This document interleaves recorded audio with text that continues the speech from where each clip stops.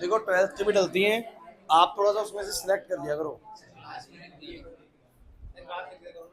वो देखो ऐसा है बच्चों, जो बच्चे यूट्यूब से वीडियो एक्सेस कर रहे हैं थोड़ा सा देख देख लिया करो कि कौन सी क्लास की वीडियो है, क्योंकि मान लो आप बिल्कुल नए नए पढ़ रहे हैं तो आपको पता ही नहीं भी क्या पढ़ना है ना, कि आप तो 12th की वीडियो देख रहे हो। तो 12th की भी वीडियो अपलोड होती है, 11th की भी वीडियो अपलोड होती है। सो अपने चैप्टर का नाम चेक कर लिया करो, वीडियो पे लिखा होता है स्ट्रक्चर ऑफ एटम, और मान लो किसी पे नहीं लिखा, एक आध बाई चांस छूट जाती है, डेट लिखी रह जाती है, तो चला के देख लो, पता लग जाएगा आप लोगों को कौन सी क्लास की। ठीक है, और फिर भी दिक्कत लगे मुझे भेज दो कि सर ये हमारी वीडियो है, हमारी क्लास है। चलिए क्लास प्लीज भाई, बोर्ड पे देखते हैं। एक मुझे पेन मिलेगा वैसा, मार्कर वो रहेगा घर पे, दिखाइए आदर्श वाला, जाते ले जाइए, जाते ले जाइए। आयुष यहाँ क्यों परेशान हो रहा है, बहुत आगे नहीं बैठ गया, दिक्कत लगेगी बहुत ज्यादा तेरे को देखने में।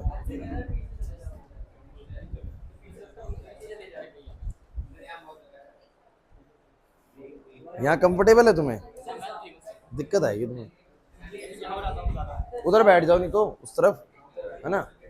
सरस्वती आप इस पे हो जाओ, इस वाले पे हो जाओ, इस पे आ जाओ। चलो भाई बच्चों, बोर्ड पे ध्यान देंगे। ये चैप्टर हमने लास्ट क्लास स्टार्ट किया था, अब आज इसको आगे कैरी करते हैं और इसका क्लासिफिकेशन वाला पार्ट फिनिश करते हैं। बच्चों बातें नहीं, बोर्ड पे देखो भाई, बहुत इंपॉर्टेंट क्लास है, क्योंकि आज ना तुम्हें थोड़ी क्लैरिटी आ जाएगी चीजें हुई कैसे। मैंने आपको बोला था चैप्टर का नाम है क्लासिफिकेशन ऑफ एलिमेंट्स। फिर बात वही आती है कि एलिमेंट्स क्या चीज है। तो मैंने आप लोगों को बोला था इस दुनिया में जितने भी सब्सटेंसेस बने हुए हैं, ये सब सब्सटेंसेस किसी अलग अलग पार्टिकल से बने हुए हैं। लकड़ी की चीज बनी हुई है कार्बन से, लोहे की चीज बनी हुई है आयरन से, कॉपर का मटेरियल कोई भी है, कॉपर की वायर बनी हुई है, कॉपर के एटम से बनी हुई है। तो ऐसे हमारे पास कितने तरह के एटम्स हैं, 118 तरह के एटम्स हैं। कितने तरह के, 118 तरह के एटम्स हैं। वो हमने पीरियोडिक टेबल में लगा रखे हैं इस तरीके से। जैसे कि कोई चीज होगी जो लिथियम से मिलकर बनी हुई है, कोई चीज होगी जो कार्बन से मिलकर बनी हुई है, कोई नाइट्रोजन से, कोई ऑक्सीजन से, ये सब चीजें अलग अलग है। ऑक्सीजन नाइट्रोजन से अलग है, ये फ्लोरीन अलग है, फिर फॉस्फोरस अलग है, फिर यहाँ पर स्कैंडियम है, टाइटेनियम है, वैनेडियम है। ये सब चीजें एक दूसरे से बिल्कुल अलग है, और इन सबके जुड़ने से ही बेसिकली बोलो क्या बने हुए, नए नए सब्सटेंसेस बने हुए। क्लियर है। अब ये 118 एलिमेंट्स है, कितने एलिमेंट्स है बोलो, 118। अब इन 118 एलिमेंट्स को हमें स्टडी करना बहुत जरूरी है, बिकॉज इस दुनिया में जितनी भी चीजें बनी है वो इन्हीं के कॉन्स्टिट्यूशन से बनी हुई है, इन सबके कॉम्बिनेशन से ही बनी हुई है। तो इनको जानना बहुत जरूरी था, लेकिन इन 118 को हमने डायरेक्टली नहीं जाना। हमने कहा कि इनको यार क्लासीफाई कर लो, अगर कुछ एलिमेंट्स ऐसे हैं जो एक जैसे हैं तो क्यों ना उनकी एक फैमिली बना दी जाए, उनको एक साथ रख दिया जाए, ताकि हम किसी एक के बारे में भी अगर पढ़ लेते तो बाकियों के बारे में हमें आइडिया लग जाता है। पीछे बातें नहीं भाई, जैसे कि फ्लोरीन, क्लोरीन, ब्रोमीन, आयोडीन और एस्टाटीन है ना। तो इन्होंने इन सबको, इन 5 एलिमेंट्स को एक साथ पुटअप इसलिए किया बिकॉज इन सबके कैरेक्टरिस्टिक्स, इन सबके बिहेवियर बोलो क्या थे, सेम थे। मतलब कि अगर किसी को फ्लोरीन के बारे में पता है तो वो क्लोरीन, ब्रोमीन, आयोडीन और एस्टाटीन का अंदाजा लगा सकता है। ये फायदा है फैमिली का। तो आपको हर एक एलिमेंट के अलग अलग नहीं पढ़ना, किसी एक के बारे में पढ़ा और फैमिली लगभग लगभग वैसा बिहेव करती है तो थोड़ा सा आइडिया उसके बारे में भी लग गया, नहीं आया समझ में। क्लियर हो गया नहीं हो गया। जैसे कि हमारे समाज के अंदर कम्युनिटीज बना रखी है ना, कम्युनिटीज की भैया बहुत सारे हैं, बहुत सारे हिंदू है भैया, उसमें कम्युनिटीज डिवाइड कर दी भैया, है ना, कि ये ब्राह्मण है, ये जाट है ना। तो ये बेसिकली कम्युनिटीज डिवाइड कर दी, और सबके कैरेक्टरिस्टिक्स, सब के जो कल्चर होते हैं वो सबके क्या होते हैं, लगभग लगभग मतलब इनके एक जैसे हैं, लेकिन बोले कि ब्राह्मणों के कल्चर लगभग एक जैसे हैं, जाटों के कल्चर लगभग एक जैसे हैं। तो ये बेसिकली डिवीजन है, क्लासिफिकेशन है, जिससे हमें उन लोगों को समझना बोलो क्या हो गया, आसान हो गया। वही तरीके से हमने इन 118 एलिमेंट्स को ना क्लासिफाई किया, डिवाइड किया फैमिलीज के अंदर ना, कि ये पूरा परिवार एक जैसा है भैया। Hydrogen, lithium, sodium, potassium, rubidium, caesium, francium, ये सब एक जैसा बिहेव करते हैं। तो किसी एक के बारे में अगर पता लग गया ढंग से उसके बारे में सीख रहे तो बाकी के बारे में अंदाजा लग जाएगा। क्लियर हुआ कि नहीं हुआ। इससे मुझे 118 पे काम करना नहीं पड़ेगा।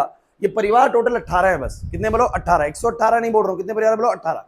इन 18 परिवारों में ही सारे एलिमेंट्स इंक्लूड हो गए। किसी में 7 एलिमेंट है, किसी में 6 एलिमेंट है, किसी में 5 एलिमेंट है, बीच में 5 एलिमेंट है। तो ये परिवार बन गए, क्या बन गए बोलो, परिवार। और इसे ही बोला गया क्लासिफिकेशन ऑफ एलिमेंट। एंड अब मुझे शायद बताने की जरूरत नहीं कि इसका फायदा क्या हुआ। फायदा बहुत जबरदस्त हुआ है ना। 118 को अलग अलग पढ़ते हैं, इंस्टेड सिर्फ 18 परिवारों को पढ़ेंगे, और 18 परिवारों को पढ़ने से बाकी सारे को समझ में आ जाएगा। क्लियर हुआ कि नहीं हुआ मैंने क्या कहा। सो पहला सवाल इस चैप्टर से ये निकल के आता है, why do we need to classify the elements ना, एलिमेंट्स को क्लासिफाई करने की जरूरत क्या है। So to make our study easy और कन्वीनियंट ना, हमारी पढ़ाई को, हमारे इन एलिमेंट्स की स्टडी को, 118 एलिमेंट्स की स्टडी को हम आसान और सहूलियत वाला बना सकते हैं अगर हम इनको इस तरीके से ग्रुपिंग में, फैमिलीज में तैयार कर लेते हैं। क्लियर हुआ कि नहीं हुआ। लेकिन इनको इन फैमिलीज में तैयार करने के पीछे बहुत मेहनत लगी होगी पक्का। भाई 118 तो ऐसे बिखरे हुए हैं। अब ये सोचना कि भैया लिथियम तो सोडियम से ही मैच करता है, सोडियम पोटेशियम से मैच कर रहा है, ये पता लगाया तो होगा ना किसी ने, बहुत मेहनत लगी होगी इसके ऊपर। तो वो जो पूरी मेहनत लगी थी ना, वही है हिस्ट्री ऑफ प्रेडिक्ट टेबल। ये प्रेडिक्ट टेबल बेसिकली तैयार कैसे हुआ, इसका इतिहास क्या है। तो वो इतिहास हमने थोड़ा बहुत पढ़ना स्टार्ट किया था और बीच में रह गया था, आज वो हम लगभग पूरा कर लेंगे। साइंटिस्टों ने जो बेसिकली पूरा मेहनत किया कि कैसे कैसे पता लगा कि ऑक्सीजन, सल्फर, सिलीनियम, टिलीनियम, पोलोनियम ये सब एक ही परिवार के, किसी ने तो पता लगाया होगा। पहले तो 118 से बिखरे हुए, बट ये इन 118 में से ये 5 एक जैसे हैं, ये 5 एक जैसे, ये 5 एक जैसे, ये 5 एक जैसे, ये बेसिकली किसी ने तो पता लगाया होगा।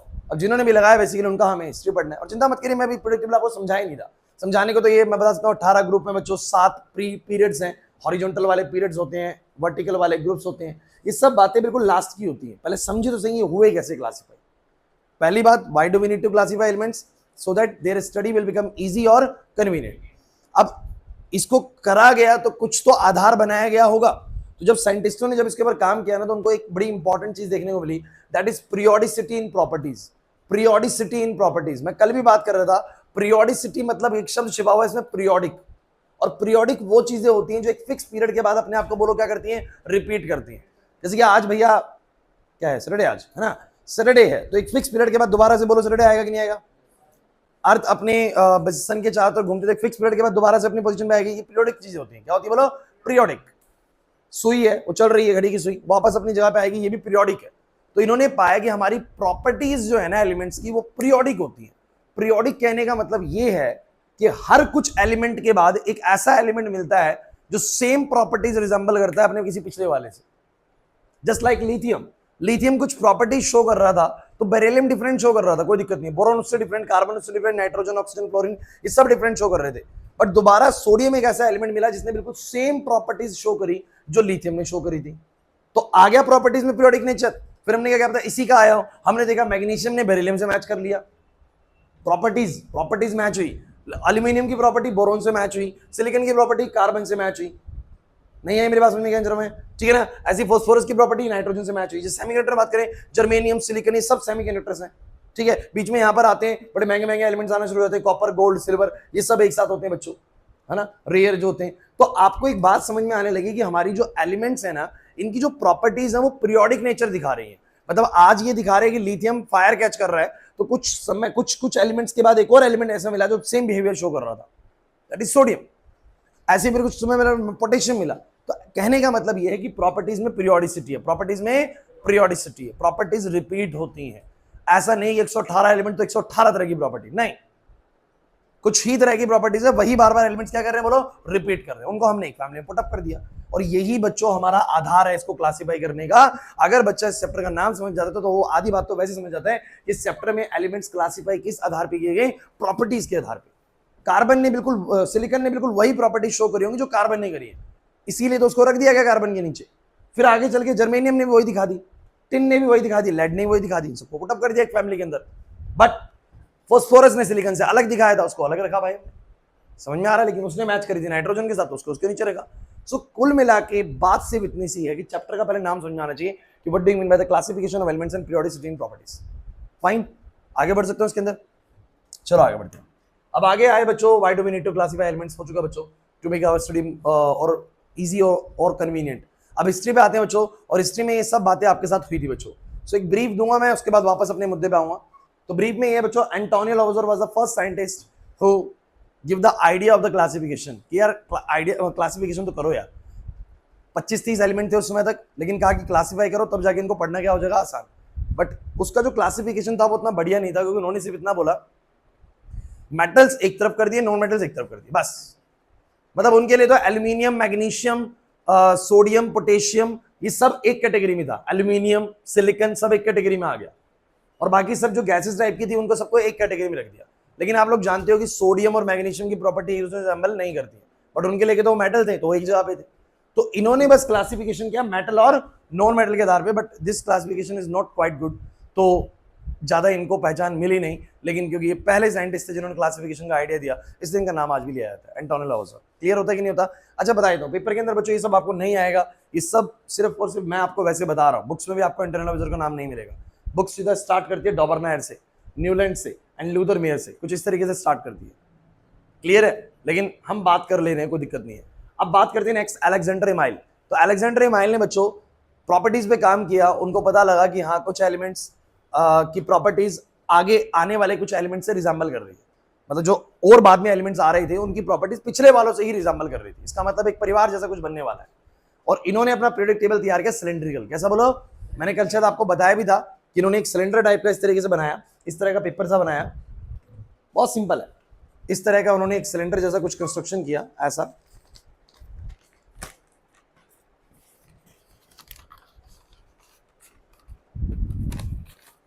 समथिंग लाइक दैट, है ना। और उन्होंने बस यही करा कि जो अलग अलग प्रॉपर्टी शो कर रहे थे, जस्ट लाइक मैंने बोला कि लिथियम, फिर बोलो कौन, बेरिलियम, फिर बोलो कौन, बोरोन, कार्बन, इनको साथ में लगाते चले गए, नाइट्रोजन, ऑक्सीजन, फ्लोरीन। नियोन उस समय डिस्कवर्ड नहीं था बच्चों, नोबल गैसेस किसी को मिली ही नहीं थी, क्योंकि इनको ढूंढ पाना बड़ा मुश्किल था, बिकॉज ये इनर्ट थी, किसी भी रिएक्ट नहीं करती थी, तो इनके बारे में पता ही नहीं था। अब फ्लोरीन के बाद सीधा इनको तो सोडियम ही पता था, और इन्होंने देखा कि सोडियम तो लिथियम से प्रॉपर्टी रिजेंबल कर रहा है, तो इन्होंने ना इस तरीके सिलेंडर बना रखा था ऐसा, और इन्होंने सोडियम को लिथियम के नीचे रख दिया, सोडियम को लिथियम के, मैग्नीशियम को बेरिलियम के नीचे रख दिया कुछ इस तरीके से, और ऐसे करके लाइंस खींच दी। ये तो गोल गोल लाइन खींची, ये तो गोल गोल लाइन खींची, और ये वर्टिकल लाइन खींची। सेम प्रॉपर्टीज वाले एलिमेंट्स को इस वर्टिकल लाइन पे लगाते गए। उनको ऐसा लगा जैसे एक स्क्रू के अंदर, उन्होंने अपने स्ट्रक्चर को रिजेंबल भी करा कि मेरा टेबल एक स्क्रू की तरह है, उस स्क्रू के अंदर वो बार बार घूम के आता नहीं करके, तो कह रहे हैं मेरे एलिमेंट्स ऐसे ऐसे लगते हैं, फिर दोबारा से एक एलिमेंट आता है जो पुराने किसी एलिमेंट से वो प्रॉपर्टी क्या करता है, रिजेंबल करता है, तो वो घूमेगा स्क्रू और वापस से नीचे सोडियम पे वापस आएगा, फिर वो मैग्नीशियम के नीचे, बेरिलियम के नीचे कौन आएगा, मैग्नीशियम आएगा, बोरोन के नीचे कौन आएगा, एल्यूमिनियम आएगा, इस तरीके से बाद में फिर दोबारा से सोडियम के नीचे कौन आएगा, पोटेशियम आएगा। तो ऐसे वो एक टेबल तैयार कर रहे थे। समझो मेरी बात को, नहीं समझ में आया कोई नहीं पूछेगा तुमसे अलेक्जेंडर एमाइल के बारे में, बस एक बेसिक आइडिया हो कि उन्होंने एक सिलेंड्रिकल टेबल तैयार किया था, construct cylindrical table in which the elements with the similar properties lies on the same vertical line, lies on the same vertical line. अरे यार नहीं आ रहा समझ में, पक्की बात है। उसके बाद आए बच्चों डॉबरनेयर। डॉबरनेयर ने क्या करा, मतलब अलेक्जेंडर एमाइल का समझ में आ गया, इस तरह का टेबल था, बस नॉलेज पर्पस के लिए पता होना चाहिए, जो पेपर पर्पस के लिए पता होना चाहिए वो बताऊंगा मैं आपको क्या पता होना चाहिए, ठीक है। उसके बाद आए बच्चों डॉबरनेयर। और डॉबरनेयर देखो, अच्छा कहीं सर एंटोनी लावेज़र को पहचान मिली कि नहीं मिली? देखिए एंटोनी लावेज़र ने तैयार तो कर दिया टेबल, लेकिन इस टेबल में गलतियां बहुत थी। बहुत जगहों पे ऐसा था कि एलिमेंट सेम प्रॉपर्टी शो नहीं करते थे, बट उन्होंने सेम वर्टिकल लाइन में उनको रख दिया था, तो बहुत सारा इसमें गड़बड़ था, गलती थी, क्योंकि इनकी गलती ये थी कि सभी एलिमेंट्स को अरेंज करने की कोशिश कर रहे थे। और डॉबरनेयर एक चीज में बड़े स्मार्ट थे, डॉबरनेयर ने सभी एलिमेंट्स को लिया ही नहीं। उन्होंने कहा कि अगर आज की डेट में 40 एलिमेंट डिस्कवर्ड है ना, मैं 40 के 40 अरेंज नहीं करूंगा, मैं 40 के 40 अरेंज नहीं करूंगा, मैं उतने ही अरेंज करूंगा जिनकी प्रॉपर्टी एक दूसरे से मैच कर रही है। इन्होंने एक बहुत छोटा सा टेबल तैयार किया 9 एलिमेंट्स का, जो इनको लगा सेम दिखा रहा है उनको रखा, बाकियों को इन्होंने अरेंज ही नहीं किया। इन्होंने कहा कि भाई लिथियम सोडियम से प्रॉपर्टी रिजेंबल कर रहा है, सोडियम पोटेशियम से कर रहा है, ऐसी प्रॉपर्टीज इन्होंने अपने एक्सपेरिमेंट्स वगैरह करे और पता लगा लिया। सेम कैल्शियम स्ट्रोंटियम से, स्ट्रोंटियम बैरियम से, और क्लोरीन ब्रोमीन और आयोडीन एक जैसी प्रॉपर्टी दिखती है। इस टेबल की झलक आज भी हमारे पीरियोडिक टेबल में दिखती है, देख लो lithium sodium potassium, periodic table देखो, लिथियम सोडियम पोटेशियम पूरा, calcium strontium barium, calcium strontium barium and chlorine bromine iodine, that is chlorine bromine iodine. दिखता है कि नहीं दिखता? तो भैया इन्होंने क्या करा, एलिमेंट थे 35-40, लेकिन सिर्फ 9 एलिमेंट्स को अरेंज कर पाए, बाकी का आइडिया लगा ही नहीं इनको। तो 9 एलिमेंट्स का बढ़िया टेबल तैयार किया था इन्होंने। इसीलिए इनकी जो आपकी जो एनसीईआरटी होती है वो सबसे पहले डॉबरनेयर का नाम क्यों लेती है, क्योंकि डॉबरनेयर वाज द फर्स्ट साइंटिस्ट जिनका टेबल बहुत अच्छा था, बहुत करेक्ट था, जिसकी झलक आज भी हमारे पीरियोडिक टेबल के अंदर नजर आती है। मानते हो कि नहीं मानते? बट इनको रिकॉग्निशन क्यों नहीं दिया केमिस्ट्री सोसाइटी ने? केमिस्ट्री सोसाइटी ने इनको रिकॉग्निशन क्यों नहीं दिया? क्योंकि कहा कि भैया एलिमेंट तो है 35-40, तुम तो 9 एलिमेंट का पीरियोडिक टेबल तैयार करके लेके आ रहे हो, कोई फायदा नहीं, हम इसको एक्सेप्ट नहीं करेंगे, फेल मानेंगे इसको, है ना। और इनके टेबल में एक और चीज ऑब्जर्वेशन, एक बड़ा अच्छा क्वेश्चन पूछूंगा, तुम सुनते रहना, देखना कितने बच्चे दिमाग लगा पाएंगे उस चीज पे। एक बड़ा इसमें एक बड़ी इंपॉर्टेंट चीज ऑब्जर्व करी, वो क्या ऑब्जर्व करी, जैसे लिथियम का एटॉमिक मास 7 है, जिसे एटॉमिक नंबर का दुगना लगभग एटॉमिक मास होता है, इफ यू नो दैट, है ना, पता है बात। लेकिन कभी कभी दुगने से थोड़ा फालतू भी हो जाता है, तो 6 की बजाय 7 है इसका। सोडियम का 11 होता है, एटॉमिक नंबर 22 होना चाहिए लेकिन 23 है। पोटेशियम का 19 का 38 होना चाहिए लेकिन 39 होता है, ठीक है। और इन्होंने ये पाया कि इस पूरे टेबल के अंदर ना पहले और तीसरे एलिमेंट का जो एवरेज है, मास का एवरेज, वो बीच वाले के बराबर आ रहा है। बस एक ट्रेंड फॉलो किया, एक ट्रेंड ऑब्जर्व किया। इन्होंने क्या बोला, एक ट्रेंड मेरे को देखने को मिल रहा है, वो ये कि जब मैं एटॉमिक मास जोड़ता हूँ लिथियम का और एटॉमिक मास जोड़ता हूँ पोटेशियम का, और डिवाइड बाय 2 करता हूँ, यानी एवरेज निकालता हूँ, तो कितना आता है बोलो 23, which is equal to the atomic mass of sodium, which is equal to the atomic mass of sodium. And just resembles the same procedure in the chlorine, bromine and iodine. When he average the atomic mass of the chlorine and the iodine, he will get the atomic mass of bromine. So इसने मैं table में एक observation लिया और कहा कि देखो ये पैटर्न पूरे में बन रहा है, मतलब कुछ तो बात है कि एक एलिमेंट और नीचे वाले तीसरे एलिमेंट के बीच में कोई एलिमेंट होता है जो कि प्रॉपर्टीज कुछ उससे रिजेंबल करता होगा और इस तरीके से मास का रिलेशन भी मिलता होगा, कोई प्रॉब्लम नहीं है। ये बस एक ट्रेंड दिखाना चाह रहे थे कि कहीं अगर किन्हीं दो के एवरेज का एटॉमिक मास किसी तीसरे के बराबर है तो वो उसकी ऐसी प्रॉपर्टीज को शो कर सकता है, ऐसा सोच रहे थे। बस ये बात लिखी नहीं कहीं पे भी, लेकिन थोड़ा सा अगर आप डीप जाके सोचेंगे तो उनका कहने का मतलब यही है, ठीक है। लेकिन आपको ये वाली बात आपको समझना है कि छोटा सा टेबल तैयार किया 9 एलिमेंट्स का। अच्छा, मेरा एक बड़ा इंपॉर्टेंट सवाल आप लोगों से क्या है, अभी मैं डॉबरनेर तक रोकता हूँ इस चीज को और मैं एक सवाल लेके आता हूँ आप लोगों के सामने। मुझे पहले तुम 3 बातें बताओ, पहले एंटोनियो डायवर्स डन है, metal non metal classification simple, recognition नहीं मिला क्योंकि बहुत मतलब ज्यादा अच्छा क्लासिफिकेशन था नहीं। फिर उसके बाद कौन आते हैं, अलेक्जेंडर माइल, टेबल में बहुत सारे एलिमेंट्स को अरेंज करते हैं, जितने भी एलिमेंट्स सबको अरेंज कर दिया, लेकिन जब सबको अरेंज करा तो बहुत बड़ी गलतियां कर दी, कुछ जो सेम नहीं थे उनको भी सेम में रख दिया। डॉबरनेर आए, डॉबरनेर ने सीख लिया भैया अलेक्जेंडर माइल से क्या गलती हुई है, उन्होंने कहा मैं उतने को अरेंज करूंगा जितने मेरे एलिमेंट सही मिल रहे हैं, उन्होंने 9 एलिमेंट का बनाया, इनको भी रिकॉग्निशन नहीं मिला, कह रहे तुम्हारे बहुत कम एलिमेंट्स हैं जिनको अरेंज करा तुमने। अब आप लोग एक चीज सोच रहे हैं, क्यों ऐसा है कि लूथर मेयर से पहले तक जितने भी साइंटिस्ट आए उनका उतना बढ़िया सटीक टेबल बन नहीं पा रहा था? कुछ एक रीजन है जिसकी वजह से नहीं बन पा रहा है, वो एक सटीक क्लासिफिकेशन कर ही नहीं पा रहे सभी एलिमेंट्स का। आपको दिमाग लगाने की ऐसा क्यों है? नोबल गैसेस नहीं मिली हैं, चलो मान लेते हैं नोबल गैसेस का टेबल हटा दो, नोबल गैसेस हटा दो, उसके अलावा एक और रीजन बताओ। मैंने क्वेश्चन समझा आप लोग? क्वेश्चन क्या है, क्यों ऐसा है कि कई सालों तक, लगभग 100 सालों तक ऐसा चलता रहा कि लोगों ने क्लासिफिकेशंस करने की कोशिश करी बट एक सटीक क्लासिफिकेशन किसी को भी नहीं मिल पा रहा था, एंड क्यों अब ऐसा है कि अब आज की डेट में मिल चुका है? फिजिकल और केमिकल प्रॉपर्टीज नहीं बच्चों, उसमें कोशिश कर ली गई थी फिजिकल केमिकल को लेकर। हाँ, दिमाग लगाओ, क्या पॉसिबल रीजन हो सकता है? What will be the possible reason कि उस समय साइंटिस्टों को बड़ी प्रॉब्लम हो रही थी इस चीज को लेकर? हाँ हाँ बोलो, कुछ ही एलिमेंट, हाँ जो मन में आ रहा था, कुछ ही एलिमेंट थे, इससे क्या प्रॉब्लम हो गया आदर्श?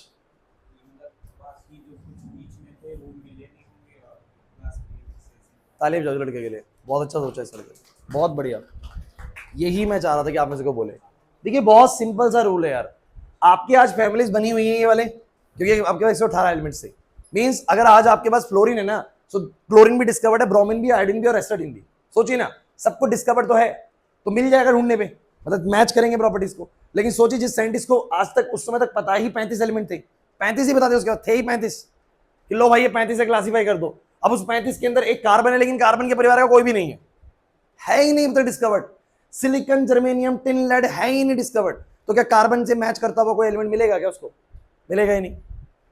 लेकिन नाइट्रोजन से मैच करता हुआ फास्फोरस उस समय डिस्कवर्ड हो चुका था, मिल गया, कार्बन के नीचे मिल नहीं रहा, परेशान हो गया साइंटिस्ट यार, इसका तो मिल गया, इसका नहीं मिल रहा कोई भी। समझो मेरी बात को, फ्लोरीन, क्लोरीन, ब्रोमीन, आयोडीन, एस्टाडीन में से मान लेते हैं सिर्फ आयोडीन डिस्कवर्ड हुआ है, बाकी डिस्कवर्ड ही नहीं हुए थे, तो ढूंढता रहेगा आयोडीन के बारे में कि आयोडीन का कौन सा, आयोडीन की प्रॉपर्टी किससे रिजेंबल करे, बट होगी नहीं क्योंकि उस समय तक सारी चीजें डिस्कवर्ड। अरे मैं आपको ये बोल दूं कि आपके पास 52 ताश के पत्ते हैं और आपको पता है उसमें 13 तरह के कार्ड्स होते हैं, आपको 4 करके मैच करने, बराबर मैच कर दोगे। लेकिन मैं आपको बोलूं 52 नहीं है भाई, मेरे पास तो बस 28 पत्ते हैं, हो गए हैं बाकी सारे, अब मैच करके लेके आओ। अब आप परेशान हो जाओगे, क्यों? क्योंकि आपको भैया इक्का मिल गया, अब इक्का के बाकी नहीं मिल रहे, 3 खो चुके हैं, या इक्का का बेसिकली स्पेड मिल गया, हार्ट मिल गया, डायमंड वाला खो चुका है, नहीं कर पा रहे मैच, किसी के 4 मिल गए, किसी के 2 मिले, किसी का 1 मिला, किसी का पत्ता ही नहीं मिला, हो रहा है प्रॉब्लम, हो रहा है ना प्रॉब्लम, यही प्रॉब्लम था स्टार्टिंग में।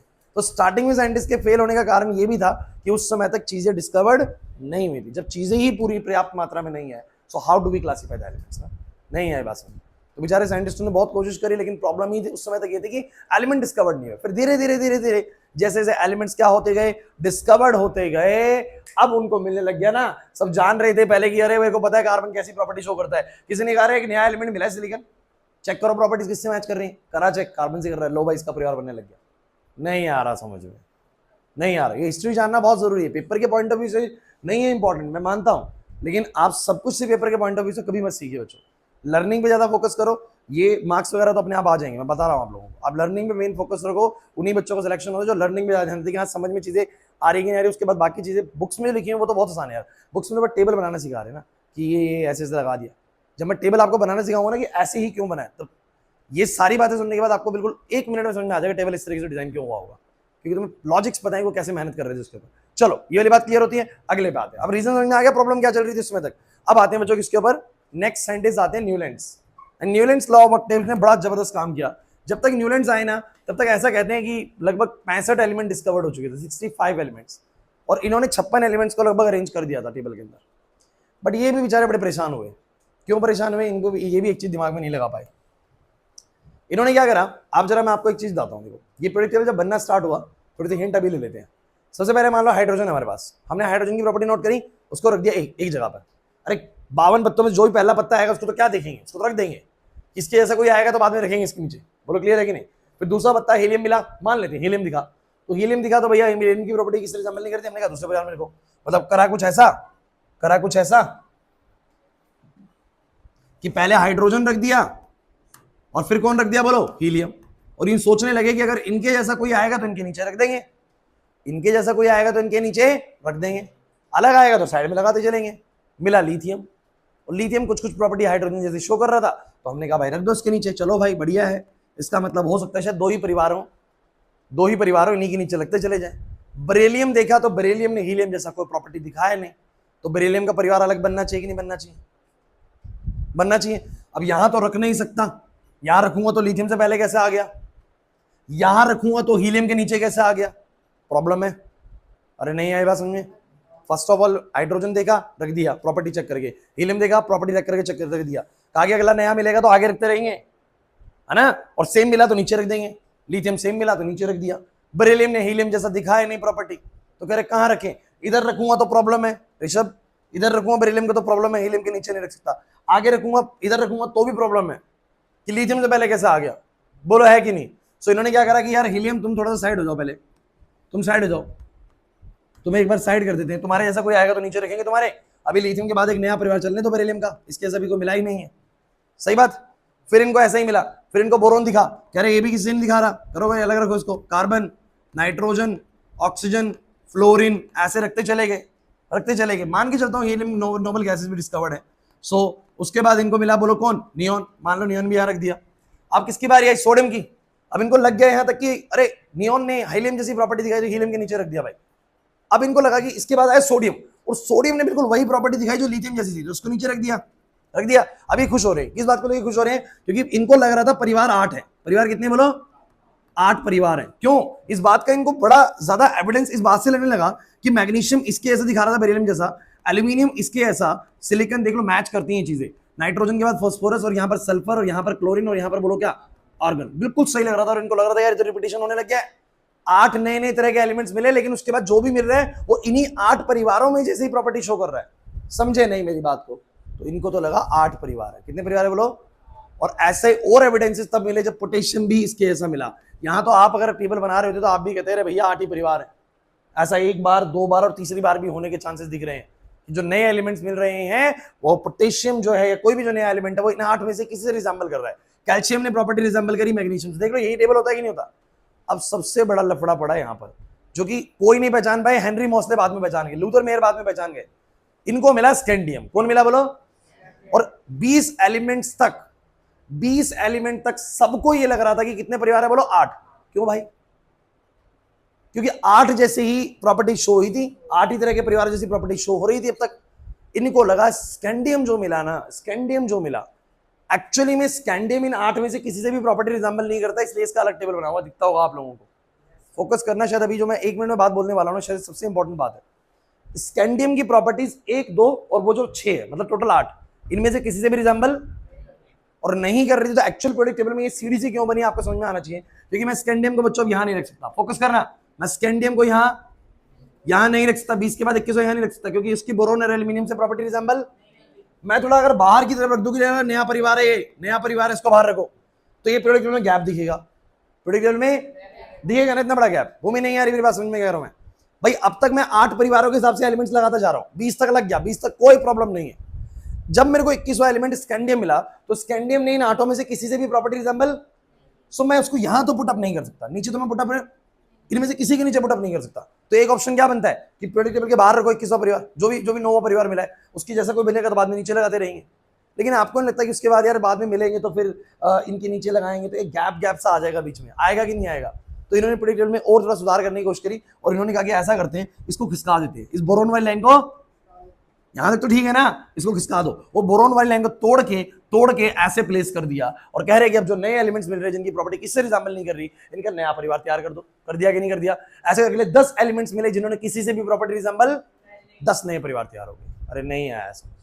लेकिन फिर दोबारा से गैलियम से जर्मेनियम से शुरू हो गए जिन्होंने properties boron, aluminium, carbon, silicon, इनसे प्रॉपर्टी रिजेंबल करी। बोलो क्लियर हुआ कि नहीं हुआ? And why this table is constructed like this, अब समझ में आ रहा है आप लोगों को? ये टेबल उनका मन नहीं था ऐसे तोड़ के बनाने का, लेकिन उनको दिख रहा था मजबूरी में कि अगर मेरे को सेम प्रॉपर्टीज वाले एलिमेंट्स को एक दूसरे के नीचे रखना है तो मुझे ऐसा करना पड़ेगा। सोचो ना, हाइड्रोजन और हीलियम को साथ में रख के बाद में उनको अलग क्यों कर दिया? क्योंकि लिथियम के बाद जो बेरिलियम मिला उसने हीलियम से प्रॉपर्टी रिजेंबल नहीं करा, और मैं अगर उसको बाहर की तरफ रखता तो मेरे लिए प्रॉब्लम ये होती, गैप दिखता बीच में। तो उन्होंने कहा कि ऐसा मत करो यार, हीलियम को कर दो साइड में, और बेरिलियम एक नया परिवार बनाओ जिसके ऊपर कोई नहीं है, क्योंकि नया परिवार है, इसके नीचे आएंगे तो लगाते रहेंगे। सेम उन्होंने फिर बोरोन कार्बन बनाए तो सही, बोरोन कार्बन नाइट्रोजन बनाए तो सही, लेकिन जब लास्ट में दिक्कत आई कहां पर, बोलो ये तो सोडियम है, ये मैग्नीशियम है, बाद में ये पोटेशियम है, और बोलो कौन है? पोटेशियम है, थोड़ा रफली कर रहा हूं बच्चों, कैल्शियम है, तो स्कैंडियम आया। कौन है बोलो? स्कैंडियम। तो स्कैंडियम ने किसी से भी प्रॉपर्टी रिजेंबल नहीं करी अब तक जितने भी आठ थे, तो स्कैंडियम को पुटअप करना था वैसे बाहर, लेकिन बीच में गैप ना आए तो हमने क्या करा, यहां से इसको तोड़ा पीरियोडिक टेबल को और कहा कि तुम बाहर चलो, परिवार तो तुम्हारा ऐसे रहेगा ना, तुम बाहर चलो। स्कैंडियम को यहां प्लेस कर दिया, स्कैंडियम को यहां प्लेस कर दिया। अरे नहीं आया। अगले 10 एलिमेंट्स को जिनकी प्रॉपर्टीज अलग अलग थी उनको ऐसे लगाते चले गए, और जिंक के बाद फिर दोबारा से एलिमेंट्स ने प्रॉपर्टी बोलो क्या करना स्टार्ट किया, रिजेंबल करना स्टार्ट किया, उनको प्लेस करते चले गए, और फिर ये सिलसिला चलता रहा, इसलिए जाके टोटल 18 ही परिवार बने। कितने परिवार बने? अब तो इसके बाद तो जो भी एलिमेंट मिल रहा था वो इन 18 में से किसी प्रॉपर्टी रिजेंबल कर रहा था, इसलिए टोटल कितने परिवार बने? 18 ही परिवार बने। समझ नहीं आया? This is how we can construct the periodic table. And मैं आपको बताऊं, आपको बोलेंगे पीरियोडिक टेबल कैसे भी याद करो, मैं आपको बोलूंगा आपको याद ही करना है ग्रुप्स में, परिवारों में आपको याद करना है hydrogen, lithium, sodium, potassium, rubidium, caesium, francium, ये ग्रुप नंबर 1 है। फिर ऐसे याद करेंगे beryllium, magnesium, calcium, strontium, barium, radium, ये ग्रुप नंबर 2 है। ऐसे ही याद करना होता है, और इनको भी याद नहीं करना, ये थोड़ा सा 12th क्लास के अंदर इस्तेमाल होते हैं। आपके लेवल पे इस्तेमाल होने वाले 8 ग्रुप। कौन से 8 ग्रुप? यहाँ पर बोलो देखो, 2 ये और 6 ये, बस यही 8 हमें याद रखनी, यही 8 परिवार याद करना। और आप मुझे लॉजिकली एक बात बताओ बच्चों, पीरियोडिक टेबल को ऐसे याद करने का फायदा है या ऐसे याद करने का फायदा है? हॉरिजॉन्टल या वर्टिकल? क्यों? क्योंकि इसी से तो फायदा होगा सर। मेरे को याद होगा ना कि beryllium, magnesium, calcium, strontium, barium, radium एक परिवार के हैं, तो मैं बेरिलियम के बारे में भी जान के सबके बारे में जान चुका हूं, तो याद तो ऐसे करने का फायदा है ना। क्लियर हुआ कि नहीं हुआ? नहीं आया समझ में? फाइन। अब जो वापस आते हैं बच्चों, अरे समझ में आ गया कैसे हुआ टेबल डिजाइन, ये बाद में बताना था लेकिन पहले ही बता दिया, और लगता है शायद आपको बात समझ में आ गई होगी। और ये जो मैं तुमसे अभी डिस्कस कर रहा हूं ना, कहीं सोचो कि सर मैं भूल जाऊंगा कैसे, याद करना ही नहीं है ये चीज। तो ये पीरियोडिक टेबल बस अब तुम कुछ टाइम बाद, एक क्लास के बाद देखोगे ना, तुम्हें अपना पिक्चर क्लियर हो जाएगी ऐसा क्यों हो रहा था। तो सिर्फ और सिर्फ सुनने वाली क्लास है, अभी 2 क्लास ऐसी ही चलती हैं, सिर्फ और सिर्फ आप लोगों को ना वो ढालना, कुछ याद नहीं करना, सिर्फ और सिर्फ आप लोगों को ये चीजें ना बस सुननी है, थ्योरेटिकल चीजें। हेलो, क्लास दे रहा हूं नहीं, ठीक है। सो गाइस, न्यूलैंड्स के साथ पंगा पता है क्या हुआ?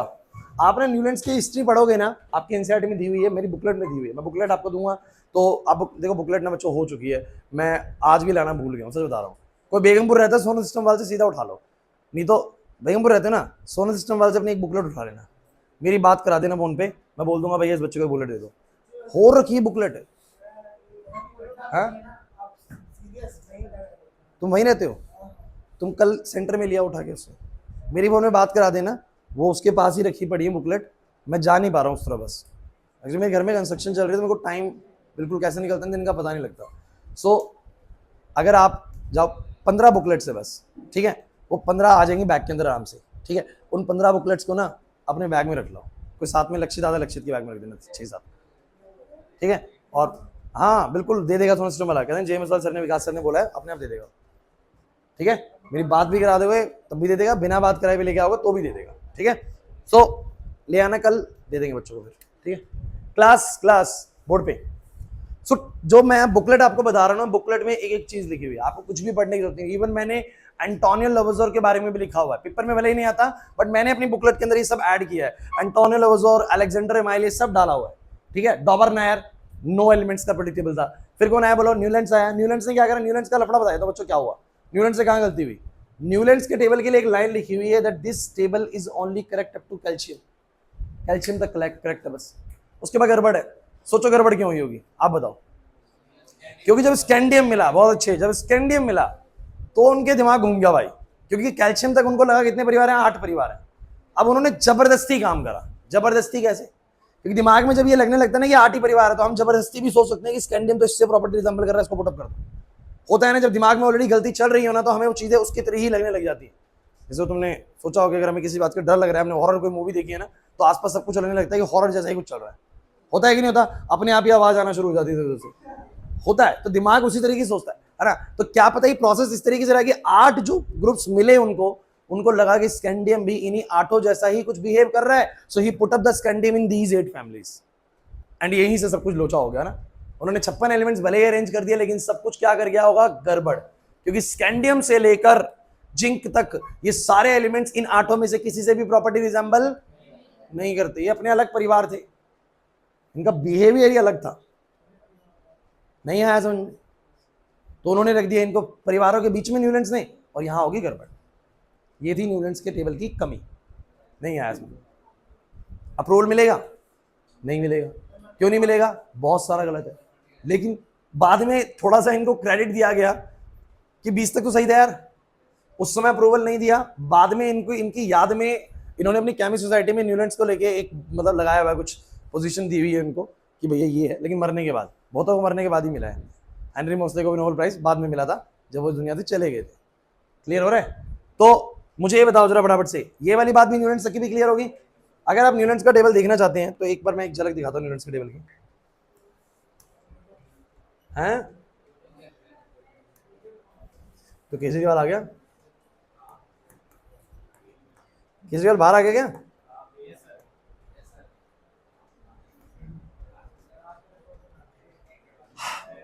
देखो इसने क्या कहा था, एक लाइन में आपको बताना भूल गया, that the properties of the, मैंने लास्ट टाइम बताया था शायद, the properties of the 8th element are a repetition of the properties of the first element. जो 8वां एलिमेंट है वो अपने पहले एलिमेंट से प्रॉपर्टी बोलो क्या कर रहा है, रिजेंबल। मतलब पीरियोडिसिटी 7 की है, पीरियोडिसिटी 7 की, मतलब 7 एलिमेंट के बाद ऐसा एलिमेंट मिलेगा जो पहले वाले एलिमेंट से प्रॉपर्टी क्या कर रहा होगा, रिजेंबल। लेकिन एक बड़ा लोचा है भाई। क्या लोचा है बताएंगे जरा? हाँ बहुत बढ़िया, अब तुम समझ गए हो। देखो धीरे धीरे सुनते सुनते तुम समझ गए हो कि एक्चुअली में क्या मामला है ना।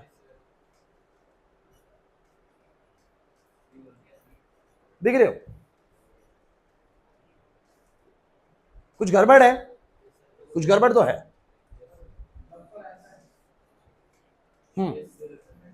अब देखो लिथियम के नीचे सोडियम तो है, पोटेशियम तो है, लेकिन कैल्शियम के नीचे कहां जिंक प्लेस कर दिया इन्होंने। भले ही बीच के स्कैंडियम वगैरह आपको नहीं दिख रहे हैं, बट जिंक दिख रहा है। जिंक आपका वो लास्ट में होता है, 30th नंबर पे होता है, वो यहाँ प्लेस कर दिया इन्होंने। बहुत बड़ा गड़बड़ है। एल्यूमिनियम के नीचे क्रोमियम पता नहीं कहां से आ गया, होता ही नहीं है क्रोमियम उसके नीचे। बोरोन, एल्यूमिनियम, गैलियम होता है। मैं आपको याद करा दूंगा, इनके याद करने के ट्रिक्स हैं। जैसे इस परिवार को, जो ये वाला परिवार है, ये वाला जो परिवार है, इनके नहीं आपको सिखाया नहीं, ये पता नहीं, ये चीजें मेरे को समझ में नहीं आ रहा। बिल्कुल बिल्कुल चैप्टर में कुछ भी इंक्लूड नहीं था। इसको देखो वैसे ही होता है, बोरोन, एल्यूमिनियम, गैलियम, इंडियम थैला, टेलरियम। इसको याद करते हैं, बैंगन आलू गाजर इन थैला। बैंगन आलू गाजर इन थैला। बैंगन मतलब बोरोन, आलू मतलब एल्यूमिनियम, गाजर मतलब गैलियम, इन मतलब इन थैला ना। तो इंडियम और थैलियम मतलब टेलरियम, सॉरी टीएल मतलब थैलियम होता है, थैला बोल देते हैं उसको। अरे ऐसे ही होता है ये बड़ी जल्दी याद होता है। इसको देखो कैसे याद करोगे, ये याद होता है उससे टेपो, उससे टेपो। टेपो मतलब टेप ना, उससे टेपो।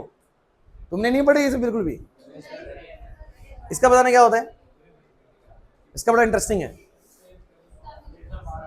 फिर कल बाहर आई आंटी, है तो ये ऐसे याद होता है, फिर कल बाहर आई आंटी। सो फ्लोरीन, क्लोरीन, ब्रोमीन, आयोडीन। अरे मैंने घर पे नहीं बनाया, मुझे सर तो बड़े ऐसे भाई सर इस तरीके से हमने भी सीखे किसी से, ये वही मैं आपको रेफर कर रहा हूँ भैया। सबने यही पढ़ाते हैं, हर टीचर ये पढ़ाता है, फिर कल बाहर आई आंटी। तो फ्लोरीन, क्लोरीन, ब्रोमीन, आयोडीन और एसिडिन, ऐसे याद हो जाता है। फिर कल बाहर आई आंटी, अबे 80 से आंटी बोलूंगा मैं, ठीक है। सो ऐसे याद कर सकते हैं। और जैसे ये होता है, बेटा मांगे कार स्कूटर बाप राजी, है ना, ये ऐसे सुने होंगे आप लोगों ने। सो ये सब चीजें ना, ये मैं आपको याद करवा दूंगा, ज्यादा टाइम नहीं लगेगा इसको, हमें याद है, आपको भी ऐसे याद होगी, ठीक है। सो क्लास वापस आते हैं। न्यूलैंड्स के टेबल में बड़ी गड़बड़ है भाई। क्या गड़बड़ है, समझ में आ रहा है? पहले बात तो हाइड्रोजन ही इधर रखा हुआ है, सो 1 2 3 4 5 6 7, और यहां पर थोड़ा सा मुझे इसमें भी गड़बड़ लग रहा है?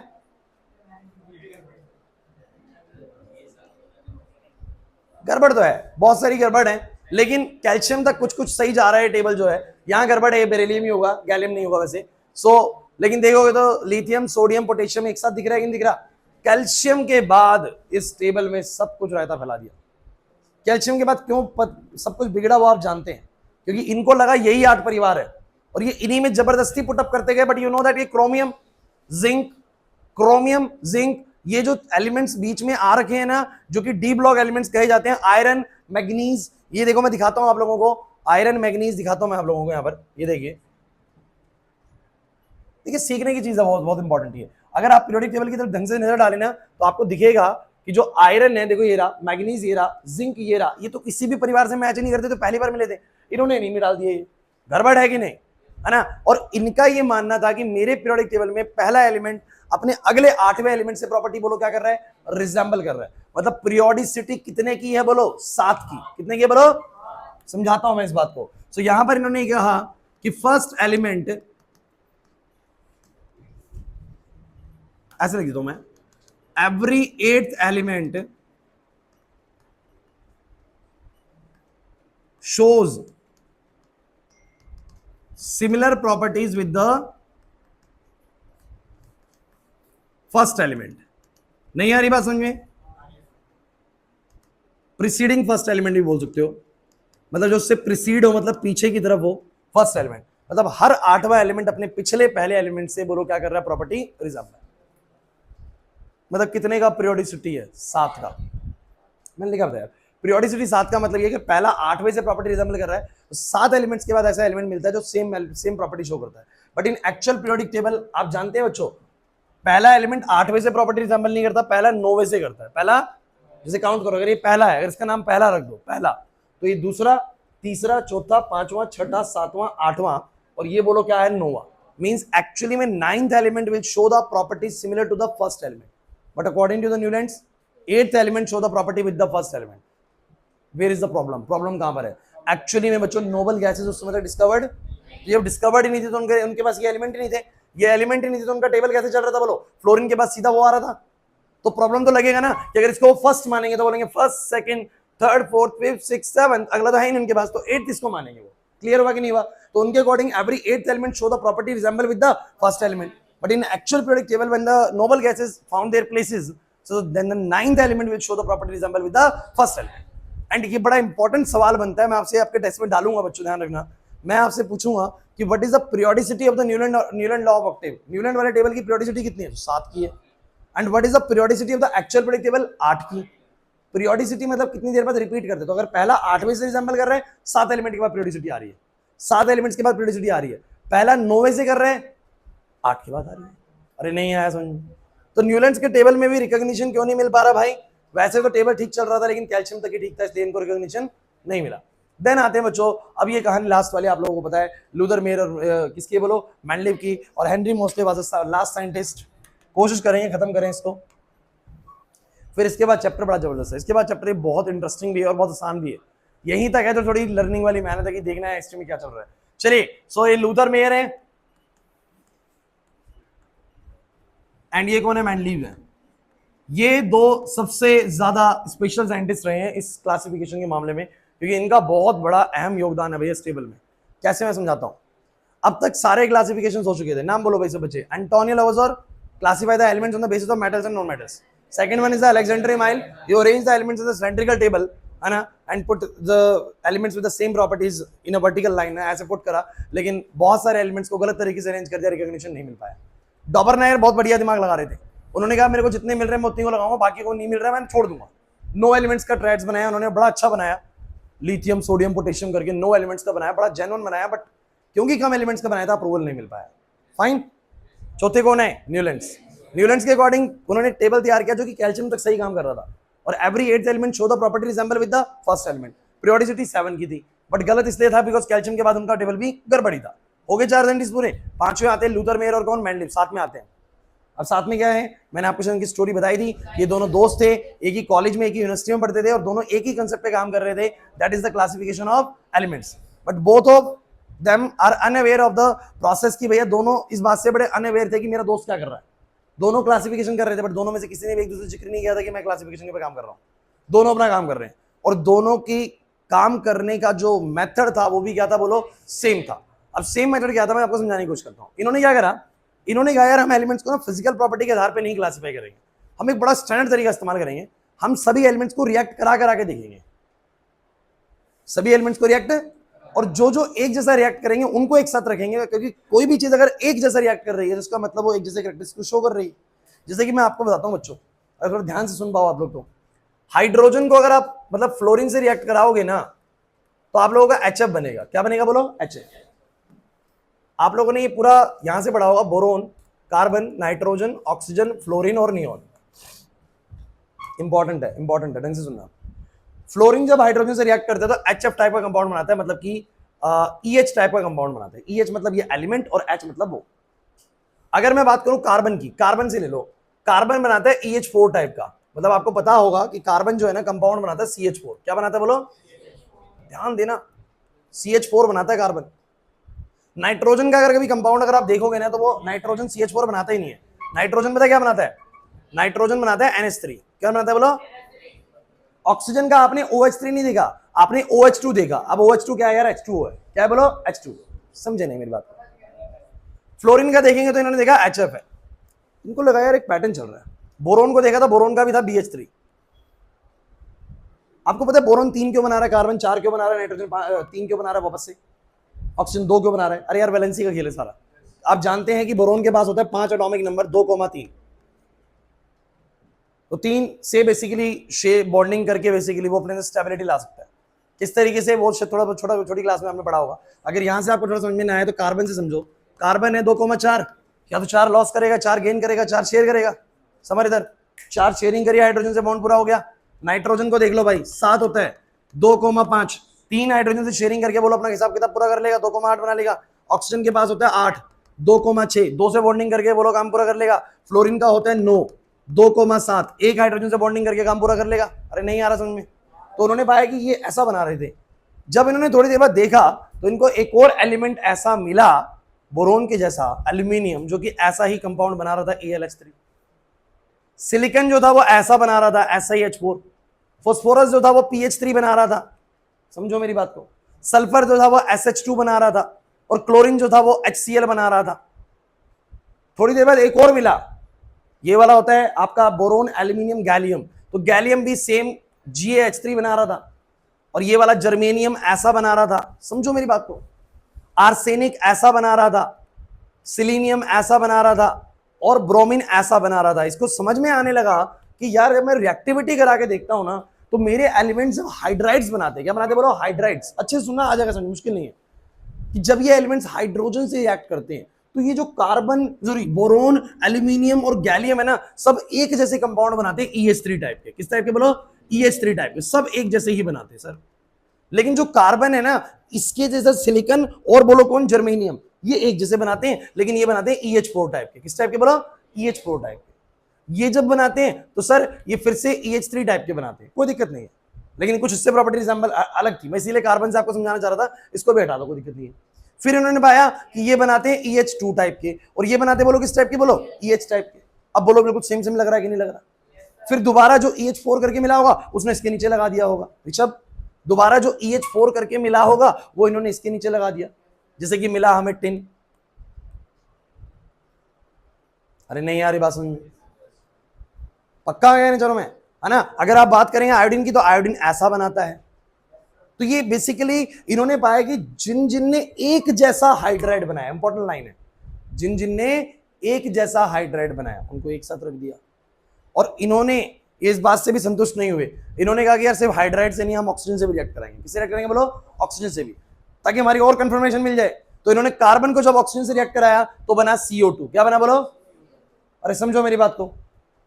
और जब सिलिकॉन को कराया तो सिलिकॉन ने भी बनाया SiO2। जब इन्होंने जर्मेनियम को कराया, जर्मेनियम बनाया GeO2। अब इनको लगा सब ऐसा बनाते हो। लेकिन जब नाइट्रोजन को कराया नाइट्रोजन को कराया तो नाइट्रोजन ने इस तरीके से रिएक्ट नहीं करा, ऑक्सीजन से किसी और तरीके से रिएक्ट किया, और जिस तरीके से रिएक्ट किया वो बिल्कुल सेम पैटर्न बाकियों ने भी फॉलो किया। जैसे इसका बना NO3, इसका बना बोलो PO3। समझो मेरी बात को, मतलब कि सबका जो रिएक्ट करने का फैशन था वो बोलो कैसा था, एक जैसा था। And they are not conforming the elements properties on the basis of hydrides, they will form the hydrides as well as the oxides, means they take the elements and react them with the hydrogens and the oxygen, and those elements which form the same type of the hydrides and the oxide put in the same category and make a family। नहीं आई बात समझ? तो इनका classification बिल्कुल proper genuine है कि नहीं आपके अकॉर्डिंग बताओ, क्योंकि बाकी तो भैया ऐसे से प्रॉपर्टी चेक कर रहे हैं यार ये ऐसा वैसा तो सेम साथ रख दो, बट ये लेके आए रिएक्शंस। केमिस्ट सोसाइटी खुश हो गई। क्यों खुश होगी बताओ जरा? क्योंकि इनके पास जो टेबल इन्होंने तैयार किया था उसको बताने के पीछे एक बहुत लॉजिकल आंसर था, केमिकल रिएक्टिविटी, केमिकल प्रॉपर्टीज के आधार पर। अब तक जितने भी साइंटिस्टों ने काम किया था ज्यादातर किस पे काम किया था, फिजिकल प्रॉपर्टीज पे, लेकिन ये किस पे काम कर रहे थे बोलो, केमिकल मतलब रिएक्शंस के बेसिस पे, कि भैया हम ना ऐसे नहीं कार्बन सिलिकॉन जर्मेनियम को एक साथ रख रहे हैं, इस सब ने हाइड्रोजन से रिएक्ट करा, एक तरीके से रिएक्ट किया, क्योंकि सबको 4 इलेक्ट्रॉन चाहिए होते हैं बैलेंस को पूरा करने के लिए, इनको सबको 3 चाहिए होता है, इन सबको 2 चाहिए होता है, इन सबको 1 चाहिए होता है। That is why they will react with the same fashion with the oxygen and the hydrogen. अरे नहीं आया यार समझ। अगर आप कुल मिला के बात याद करें तो समझ लो लूथर मेयर और मेंडलीव के टेबल में दोनों में एक ही बात थी कि दोनों ने जब टेबल तैयार किया तो एलिमेंट्स को ऐसे ही एक दूसरे के नीचे नहीं लगाया, they form hydrides and oxides of every element and those elements which form the same type of the hydride and the oxides put in the same category. अरे नहीं आया बच्चों समझ, बात आ गई समझ में क्या चल रहा हूं मैं, ये नहीं आई? आशीष डाउट लग रहा है इसके अंदर? हाँ कुछ चीजें नहीं कर रही थी, प्रॉब्लम तो मैंने कहा ना इनकी टेबल में प्रॉब्लम है, मैं प्रॉब्लम बताऊं आपको इनके टेबल में क्या प्रॉब्लम आई है। लेकिन आप मुझे बताओ जरा, आपको ये वाली बातें समझ में आ गई? जिस दिन के ऑक्साइड्स की बात करें तो EO2 टाइप के ऑक्साइड्स बने थे इसके किसी और टाइप के, इसके किसी और टाइप के, इसके किसी और टाइप के। क्लियर हुआ कि नहीं हुआ? लेकिन हाँ नोबल गैस का इनको भी गड़बड़ लग रहा था, इन्होंने जगह छोड़ दी उसके लिए। मेंडलीव ना इस मामले में बड़े स्मार्ट थे, मैं आपको दिखाता हूँ मेंडलीव की स्मार्टनेस कहाँ पर काम आई। देखना जरा मेंडलीव कितने स्मार्ट थे। हुआ तो पहली बात तो स्मार्टनेस देखो कहां पर काम थे। लूथर मेयर ने टेबल जो है 1868 के अंदर बना लिया था, लेकिन मैंने आपको बताया था ये 2 साल तक थोड़ा और करेक्शन करना चाह रहे थे, उस पर और होमवर्क करना चाह रहे थे। इनको लग रहा था पूरी तरीके से हो जाएगा ना तब लेके जाऊंगा केमिस्ट सोसाइटी के पास, पब्लिश कराऊंगा, हो जाएगा काम। लेकिन हुआ क्या, 1870 के अंदर मेंडलीव जो है केमिस्ट सोसाइटी के पास चले जाते हैं और अपना टेबल दिखा देते हैं, कहते हैं ये आधार पे टेबल बनाया है, हाइड्राइड्स बनाए, ऑक्साइड्स बनाए, जिन्होंने सेम बनाया उनको एक साथ रखा, ऑक्साइड से भी प्रूव कर लिया इस बात को, और ऐसा टेबल तैयार करके लेके आया हूं। केमिस्ट ने अप्रूवल दे दिया, पहला अप्रूवल मिला किसी टेबल को, वो कौन सा टेबल था बोलो, मेंडलीव का। बट एविडेंसेस ये कहते थे, बाद में पता लगा था, लूथर मेयर आते भी है इस बात को बताते भी है कि ये टेबल मैंने पहले तैयार किया था, और कुछ एविडेंसेस ये साबित भी कर रहे थे कि उन्होंने टेबल बहुत पहले तैयार कर दिया था। लेकिन रिकॉग्निशन किसको मिला बोलो, मेंडलीव को, लेकिन नाम इनका भी लिया जाता है। क्लियर हुआ कि नहीं हुआ? वही होता है ना कि सॉल्व किसी ने करा और आंसर जवाब किसी ने दे दिया बगल वाले ने, ये आंसर है, तालियां बज गई उसके लिए, होता है ना, तो वो वाली बात है। सो ऐसा ही कुछ इनके बीच में हुआ था। अच्छा मेंडलीव की ना एक क्वेश्चन मैं आपको बताता हूं, अब तक की जितना ही मैंने आपको पढ़ा है ना, सिर्फ एक मेजर क्वेश्चन आने वाला है, ये अचीवमेंट ऑफ मेंडलीव टेबल। अगर यहां से जो भी मैंने तुम्हें पढ़ाया एक क्वेश्चन कुछ आएगा तो वो अचीवमेंट ऑफ मेंडलीव आएगी। मेंडलीव के टेबल की अचीवमेंट क्या थी? कुछ 2-3 अचीवमेंट वर्बली बोल रहा हूं, नेक्स्ट क्लास में लिखवा दूंगा, पूरा नहीं हो पाया लेकिन लिखवा दूंगा नेक्स्ट क्लास में। तो वर्बली ये है बच्चों कि मेंडलीव ना बड़े स्मार्टली सोच रहे थे, एक चीज इन्होंने सोची थी, वो सबसे बड़ी अचीवमेंट बता दो उनकी क्या थी। इनको क्या दिखा, ध्यान सुनना अगर आप समझ पाए तो इसको, इनको क्या दिखा कि जब ये एलिमेंट्स को अरेंज कर रहे थे तो इनके मासेस भी बढ़ रहे थे, इनके मासेस भी क्या हो रहे थे, बढ़ रहे थे। और इन्होंने क्या देखा कि जैसे नाइट्रोजन का मास मैं आपको बताऊं, अराउंड नाइट्रोजन का मास जो है, जैसे यहाँ पर बोरोन भी होता है, एल्यूमिनियम भी होता है, और यहाँ पर गैलियम होता है, यहाँ पर इंडियम होता है, ठीक है, कुछ इस तरीके से होता है। मेरी बात को समझना, देखते कितने बच्चे समझ पाएंगे एग्जैक्टली क्या मैं बोलना चाह रहा हूँ। नाइट्रोजन का मास लगभग 14 होता है, फॉस्फोरस का मास लगभग 15 है, तो मान लो 30, मैं अराउंड ले रहा हूँ 30, अराउंड मतलब पास ले रहा हूँ, ज्यादा मैं कुछ वो नहीं ले रहा। आर्सेनिक का बेसिकली अगर हम जाएंगे तो यहाँ पर गैप आ जाएगा हमारा 15, 32, 37, 74, तो लगभग 80 के आसपास इनका मिलता है, ठीक है। अब सुनना, बगल वाले जो पड़ोसी वाला सीरीज था जिसमें ये एलिमेंट्स अरेंज कर रहे थे, उस समय तक जर्मेनियम नहीं मिला था, सुनना कितनी जबरदस्त बात करने वाले, जर्मेनियम नहीं मिला था। लेकिन मेंडलीव जब टेबल तैयार कर रहे थे ना, उनके दिमाग में घंटी बज चुकी थी। वो किस तरह की घंटी बजी तरह समझने की कोशिश करना। वो जब इधर भी देख रहे थे ऑक्सीजन सर्वर में, तो उनको देखा था 16 है, यहाँ पर 32 है और यहाँ पर 84 है। जब इसको देखा फ्लोरीन वाली सीरीज को, तो फ्लोरीन में 18 है, क्लोरीन में यहाँ पर 35 है, और ब्रोमीन में जब जाते हैं तो कुछ 86 के आसपास, मान लीजिए 80 के आसपास का भी होता है, तो ऐसा कुछ मिल गया। नंबर गलत हो सकते हैं, चिंता मत करिए, बट याद भी नहीं करने आपको, लेकिन आसपास 80 के आसपास के लाइन में होते हैं। अब जब वो इस सीरीज को देख रहे थे और इस सीरीज को देख रहे थे, सुनना, दोनों सीरीज को देखना, ये पहली एक अचीवमेंट बताता हूं आप लोगों को, बड़ी इंपॉर्टेंट जो थी। इनको क्या दिखा कि जब मैं इन एलिमेंट्स को लगा रहा हूं ना, तो कार्बन का जो मास है वो तो है 12, सही है, और यहां पर एक और एलिमेंट मुझे लिखना चाहिए यार, nitrogen, phosphorus, arsenic, antimony, antimony, और एंटीमनी का मान लो यहां पर कितना है, बोलो 130 है, 130 सपोज दैट। अब हुआ क्या कि इन सब में ऐसा एलिमेंट जरूर मिला, जैसे कि इसके बाद उससे टेपो, तो टुलेरियम होता है, और टुलेरियम का मान लो 134 है, तो इनको क्या दिख रहा था, जरा फोकस करना, इनको क्या दिख रहा था कि 14, 30, 80, 130 कुछ ऐसे मिल रहा है। इधर पता क्या मिला, कार्बन मिला 12, फोकस करना, सिलिकॉन मिला 28, सिलिकॉन मिला 28, सीधा टिन मिला 126। क्या मैसेज आ रहा है, कह रहे यार जब हर परिवार में एक ऐसा मेंबर मिला है जिसका मास पहले कुछ 14 के आसपास, फिर 30 के आसपास, फिर 80 के आसपास, 130 के आसपास, तो फिर इस परिवार में क्यों नहीं मिला? समझे मैंने क्या कहा? उनको दिखा इस परिवार में कार्बन दिखा, सिलिकॉन दिखा, फिर सीधा एक ऐसा एलिमेंट मिला जिसका मास 126 है, प्रॉपर्टी इसकी जैसी दिखा रहा है, बट फिर ऐसा कोई क्यों नहीं मिला जिसका मास 80 के आसपास और ऐसी ही प्रॉपर्टी दिखा रहा है जो सब में मिला है? बोला है कि नहीं? इधर भी सेम सीन हुआ, इधर भी सेम सीन हुआ। उनको दिखा कि यार बोरोन तो है मान लो 10 के आसपास, एल्यूमिनियम 27 के आसपास है, और फिर सीधा इंडियम मिला 120 के आसपास। कह रहे इसका भी कहां गया? तो इनको एक बात समझ आ गई, बहुत स्मार्ट थी, बहुत स्मार्ट थी। इनको दिख रहा था सब में कोई ऐसा एलिमेंट है जो इस रेंज में है, तो इस वाले ग्रुप में भी तो ऐसा एलिमेंट होगा ना जो इस रेंज में होगा। हो क्या सकता है कि अभी तक वो एलिमेंट हमें डिस्कवर्ड है ना, स्मार्ट काम। तो इन्होंने उसके लिए जगह छोड़ दी, कह रहे मिलेंगे भाई आगे, आज नहीं मिले हैं लेकिन मिलेंगे। क्या आपको नहीं दिमाग में आ रहा है, ऐसा क्यों सोच रहे हैं? वो नहीं सोच पा रहे आप लोग। इनको इन्होंने नाम दिया, इसको नाम दिया इका एल्यूमिनियम। इका एल्यूमिनियम, इका एल्यूमिनियम मतलब कि एल्यूमिनियम के बाद कोई तो है जो आज नहीं है लेकिन कभी ना कभी आएगा, शायद मेरे मरने के बाद आ जाए लेकिन आएगा। इका सिलिकन, इका सिलिकन, ये बाद में लेटर ऑन जाने गए थे गैलियम के नाम से, ये बाद में गैलियम बना था, और ये वाला जर्मेनियम बना था। एक बना था गैलियम और एक क्या बना था, बोलो जर्मेनियम। तो what was his best achievement in the table? सबसे बड़ी अचीवमेंट क्या थी? He left some gap for the undiscovered element. तांत्रिक नहीं थे ये पता लगा लें कि होने वाला है ऐसा कुछ, कहीं तो जादू लगा देते कुछ ना कुछ। He left some gap on some mathematical logic। ये कुछ ना कुछ मैथमेटिकल लॉजिक पे इन्होंने गैप छोड़ दी टेबल के अंदर, क्योंकि इनको दिखा जब हर एक के अंदर 16, 32, 84, 134 है, 18, 35, 86, फिर 136 के आसपास है, तो यार ये बीच वाली 80 वाली लाइन के एलिमेंट्स इसकी कहां गई? तो he left some gap in the periodic table for the undiscovered element which were later on found as a gallium and the germanium। और इनका नाम इन्होंने इका एल्यूमिनियम और इका सिलिकॉन रखा था, इसके बाद आने वाले थे। अरे समझ नहीं है ना, बड़ी अचीवमेंट। दूसरी बात, इनको ऐसा भी लगा कि कोई अगर ऐसा एलिमेंट है जो 4 बॉन्ड बनाता है हाइड्रोजन से, कोई ऐसा जो 3 बनाता है, कोई ऐसा जो 2 बनाता है, कोई ऐसा जो 1 बनाता है, तो पक्का कोई ऐसा भी होगा जो कुछ नहीं बनाता होगा।